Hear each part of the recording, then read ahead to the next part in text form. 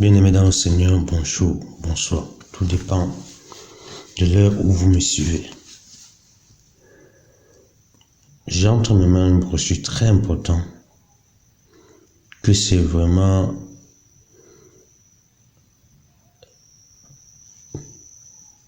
pas connu du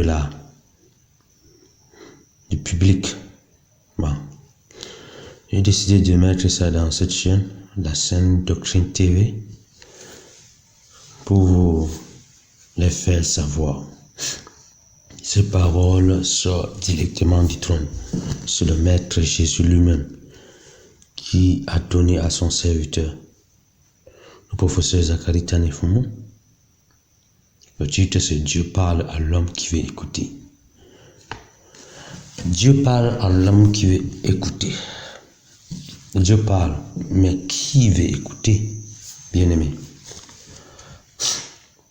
Dieu parle à l'homme qui veut écouter. Ceux qui me disent Seigneur, Seigneur, n'entreront pas tous dans le royaume des cieux, mais c'est lui qui fait la volonté du Père, de mon Père, qui est dans les cieux. Plusieurs me diront en ce jour-là, Seigneur, n'avons-nous pas prophétisé par ton nom? N'avons-nous pas chassé les démons par ton nom? Et n'avons-nous pas fait beaucoup de miracles par ton nom? Alors, je les dirai ouvertement, je ne vous ai jamais connu. Retirez-vous de moi, vous qui pratiquez l'iniquité. Matthieu chapitre 21, le verset 23. Il y en a qui disent Seigneur, Seigneur, mais qui n'entreront pas dans le royaume des cieux. Seigneur, Seigneur pourrait signifier une confession des lèvres. Seigneur, Seigneur pourrait signifier une activité religieuse. Seigneur, Seigneur pourrait signifier une vie sacrifiée. Il peut y avoir la confession des lèvres, des activités de ma vie, des sacrifices pour le Seigneur, qui n'ont aucun sens devant Dieu. Et la personne qui pratique ces choses n'entrera jamais dans le royaume des cieux. L'homme ne doit pas considérer qu'un homme ira au ciel à cause de la confession de sa bouche, des activités accomplies et des sacrifices qu'il aurait faits. Dites-leur à tous ceux qui se moquent de mon nom, dites-leur, dites à l'église, dites-leur, ce n'est pas pour tous ceux qui me disent Seigneur, Seigneur, qui entreront dans le royaume, mon royaume. Il y a des centaines, des milliers, il y a des centaines et des millions qui ont dit Seigneur, Seigneur, et qui disent Seigneur, Seigneur, qui périront néanmoins. Ils ont dit Seigneur, Seigneur, durant toute leur vie, et ils ont même beaucoup fait d'activités en mon nom. Mais ils n'entreront point dans le royaume. Ils ont dit Seigneur, Seigneur, et ils ont même fait beaucoup de sacrifices supposés être en mon nom. Mais ils n'entreront pas, ils n'entreront point dans le royaume des cieux. Ils ont investi du temps, de l'argent, des choses, des efforts dans plusieurs activités supposées être en mon nom. Mais, pour moi,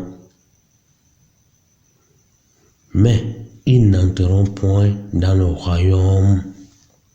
Ils n'entreront point dans ma gloire. Ils n'entreront point. Ils n'entreront point. Ils n'entreront point. Écoutez bien. Ils n'entreront point. Pourquoi ils n'entreront point-ils pas? Ils n'entreront pas, premièrement, parce que je ne les ai jamais connus. Ils sont véritablement jamais venus à moi selon mes conditions. Ils n'ont jamais connu la véritable repentance. Ils n'ont jamais expérimenté dans leur vie l'abandon total des péchés qu'ils connaissent. Ils n'ont jamais réellement abandonné leur vie pécheresse. Ils n'ont jamais eu le cœur brisé véritablement brisé au sujet de leurs péchés. Il dit qu'ils sont venus à moi, mais je ne les connais pas. Ils disent être venus à moi, mais comment sont-ils venus? Était-ce cela venu à moi? Ils sont venus avec des péchés dans leur cœur. Ils sont venus avec des péchés dans leurs motifs. Ils sont venus avec des péchés dans leurs pensées. Ils sont venus avec des péchés dans leurs paroles et dans leurs actes. Oui, ils sont venus avec des péchés quand je leur ai ordonné d'abandonner tous leurs péchés qui sont dans leur cœur, leurs motifs, leurs pensées et leurs actes. Quand je les ai ordonnés de tout abandonner à mes pieds, ils ont cru mieux savoir et ils ont cru qu'ils abandonneraient certaines de ces choses et qu'ils en garderaient d'autres. Ils ont abandonné certaines choses et ils en ont gardé d'autres. Ils ont abandonné certaines choses et ils ont décidé qu'ils viendraient à moi, qu'ils n'entreraient pas par ma porte étroite avec certains péchés. En agissant ainsi, ils se sont trompés. Et eux-mêmes, ils ne sont jamais entrés par ma porte étroite et sont jamais entrés dans mon royaume. Ils ne m'ont jamais reçu. Je ne l'ai jamais reçu. Ils ne pouvaient pas entrer. Et ma gloire et moi, je ne pouvais pas les recevoir, car ils gardent certains de leurs péchés et certaines de leurs voies pécheresses. Je ne pouvais pas les recevoir, alors qu'ils œuvraient pour cacher leurs péchés aux hommes en pensant qu'ils pouvaient mieux les cacher. Je ne pouvais pas les recevoir, alors qu'ils refusaient obstinément d'abandonner tout péché. Je ne pouvais pas les recevoir alors qu'ils demeuraient des ouvriers d'iniquité. Je ne pouvais pas les recevoir sur la base de leurs termes à eux, de leurs raisons à eux, de leurs conditions à eux. Je ne les ai donné mes conditions, je les ai montré mes mains percées des clous, je les ai montré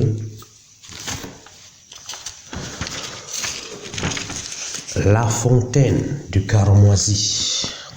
Je les ai ordonnés d'y laisser tous leurs péchés, ainsi que tous leurs péchés. Je les ai suppliés, mais ils n'ont pas écouté. Je les ai envoyés message après message, mais ils n'ont pas écouté. J'ai parlé à travers un bon nombre de mes messagers. Et ceux-ci ont employé diverses méthodes, mais ils se sont accrochés à leur chéri péché. Ils se sont accrochés à leur idole chérie. Ils se sont accrochés à leur idole chérie. Et se sont accrochés aux idoles qui ont laissé entrer dans leur cœur. Ils ont pensé pouvoir conserver leur péché. Et leur idole est venue à moi, tout de même. À moi, je ne les ai jamais reçus. Je ne pouvais pas les recevoir. Cependant, ils se sont trompés eux-mêmes en pensant qu'ils m'appartiennent. Ils ont gardé leur péché secret et ils ont adoré les idoles de leur cœur. Ils ont confessé qu'ils étaient sauvés et ils ont aimé le monde et les choses du monde.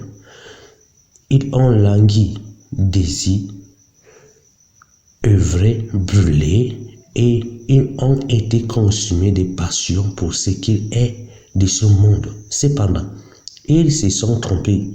Ils ont cru qu'ils étaient citoyens de mon royaume. Et de l'autre, ils ont protégé leurs idoles.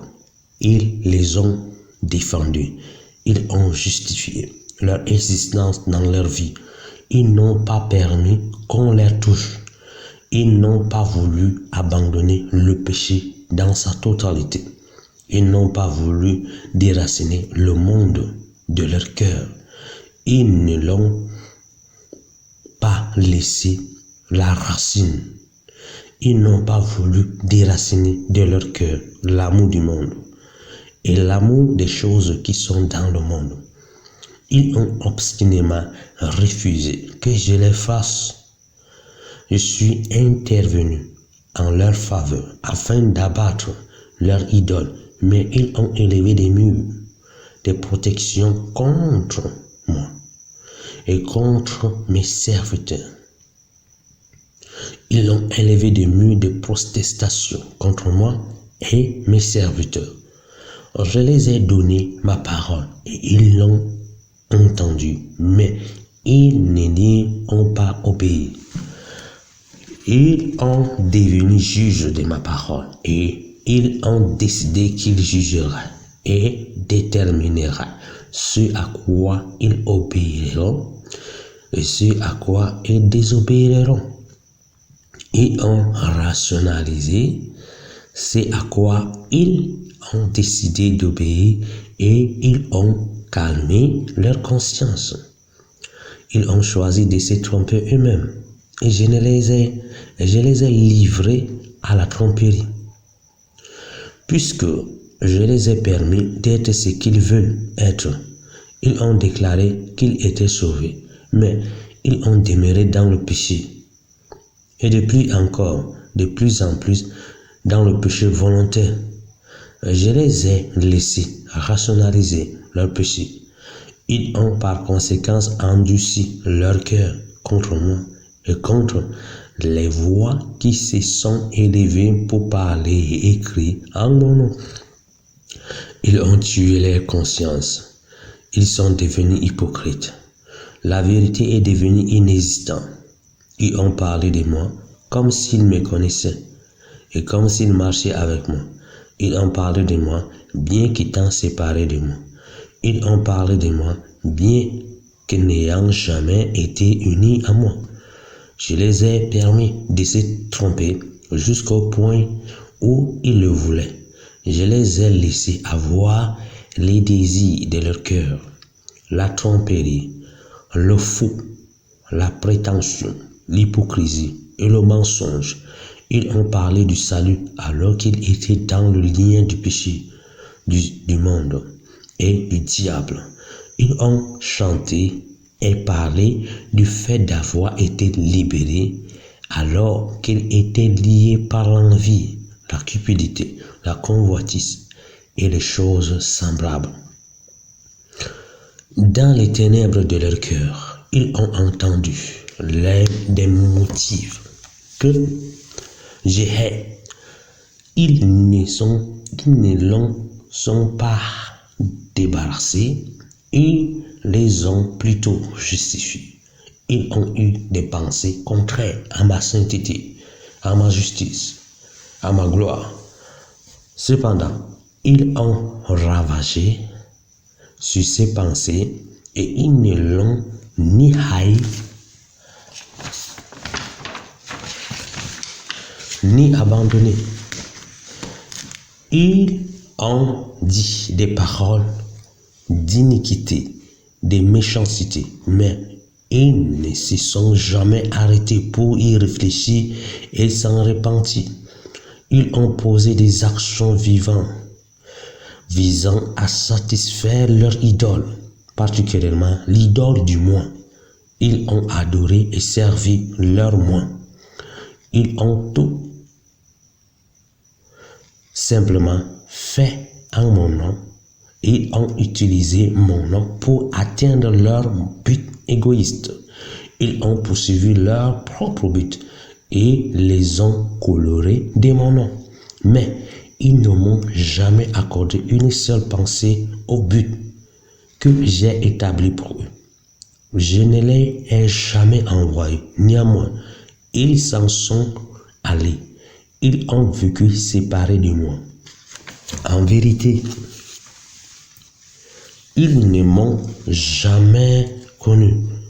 Ils ne m'ont jamais connu. Mais ils crient, ils ont crié, prié, dansé et fait des choses en mon nom. Ils ont pensé qu'ils les faisaient pour moi. Ils ont continué dans le péché. Ils ont continué à adorer et à vénérer l'idole du moi. Cependant, ils ont établi une variété d'activités en mon nom. Ils ont préféré ces activités à la vraie repentance. Ils ont préféré ces activités au lieu de venir à moi afin d'être purifiés, afin d'avoir un cœur et un esprit nouveau. Réaction de notre Seigneur, réaction de Dieu. Parce que leurs cœurs ont été enclins à la fausseté. Je les ai laissés avoir ce qu'ils voulaient. Je les ai laissés l'ennemi prendre le pouvoir de leur tromper, afin qu'il ait une fausse assurance du salut, pendant qu'il demeure dans le péché. Et la rébellion contre ma volonté et ma voix. Comme l'ennemi les a saisis dans ces liens, ils m'ont totalement laissé de côté et ne se sont point souciés de ma parole, de mes standards, de mes voies, de mes méthodes et de mes exigences. Ils m'ont complètement laissé de côté. Ils m'ont laissé de côté, moi, la fontaine de la vie. Ils se sont fait des citernes crevassées. Ils ont recherché le parler en langue, l'interprétation des langues, mais ils ne sont pas souciés de celui qui baptise dans le Saint-Esprit. Ils ont cherché des guérisons, des miracles, mais qu'ils n'aient pas voulu coopérer avec moi, afin que le miracle initial d'une nouvelle naissance radicale venant d'en haut puisse s'accomplir en eux. Ils ont recherché des visions, des rêves, des prophéties, mais ils n'ont pas voulu écouter mes prophètes qui les ont ordonnés de se repentir. Ils ont recherché tous les dons sauf celui dont ils avaient le plus besoin, l'esprit de repentance envers Dieu et la foi authentique en le Seigneur Jésus. Puisqu'ils n'ont pas voulu se séparer du péché, des péchés de leur cœur, parce qu'ils n'ont pas voulu détruire leur idole, qu'ils ont fait entrer dans leur cœur et devant lesquels ils se sont prosternés fréquemment en signe d'adoration. Je les ai laissés suivre leur voie afin qu'ils s'établissent dans les sentiers de tromperie qu'ils ont choisis. Ils ont de ces faits péchés, mais leur conscience ne les reproche à rien. Ils en sont venus à la pratique des choses qui blessent leur conscience dans le passé, mais ils n'en ont plus été troublés. Ils ont connu le calme, la paix, qui sont dans le partage de ceux avec qui mon esprit ne contestera plus jamais. S'ils avaient voulu de moi en toute vérité et en toute pureté, ils auraient abandonné tous leurs péchés à mes pieds. Ils auraient abandonné tous leurs péchés de leur cœur et de leur vie. Ils auraient abandonné tout. Leurs motifs impurs toute pensée impure, toute parole impure et tout acte impur, s'il avait été faible, incapable, il m'aurait donné l'occasion d'agir. Cependant, leur problème n'a pas été celui de l'incapacité. Ils n'ont tout simplement pas voulu de moi, de tout leur cœur. C'est pourquoi je les ai donné ce qu'ils désiraient.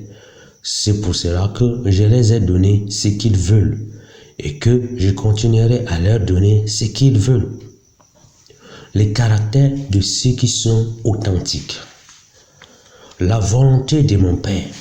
La volonté de mon Père. La volonté de mon Père. Voilà tout ce qui importe. La volonté de mon Père et non beaucoup de chants. La volonté de mon Père et non beaucoup de prières. La volonté de mon Père et non beaucoup de réunions. La volonté de mon Père, non beaucoup d'argent, venant des cœurs qui vivent délibérément dans le péché. La volonté de mon Père et non des grandes baptistes, ou lieu de rencontre appelés de mon nom. Je n'y suis pas, ce sont des cœurs purs que je recherche. Comme demeure, la seule chose qui importe, c'est la volonté de mon Père et non des projets humains, les uns après les autres. Il parle de projets et de projets. Mais où est la volonté de mon Père? Qu'est-ce qu'il a été conçu par mon nom, par mon Père? Lequel de vos projets est-il inspiré de Dieu? Seuls ceux qui cherchent et connaissent et font la volonté de mon Père sont miens. Tous les autres se sont trompés. Ils ne sont pas à moi. Ils sont du côté de mon ennemi. Ils servent mon ennemi, même s'ils pensent me servir. Leurs chants sont contre moi. Leurs réunions sont contre moi. Leurs plans sont contre moi. Leurs sacrifices sont contre moi. Ils pourraient aller vers de nouvelles terres et même y sacrifier, mais tout cela est contre moi. Ils pourraient se déplacer, mais ce n'est pas moi qui les ai envoyés. Je n'ai jamais envoyé personne de ceux qui m'ont abandonné, tout péché. Je n'ai jamais envoyé personne de ceux qui aiment le monde. Je n'ai jamais envoyé personne de ceux qui peuvent aller sans moi.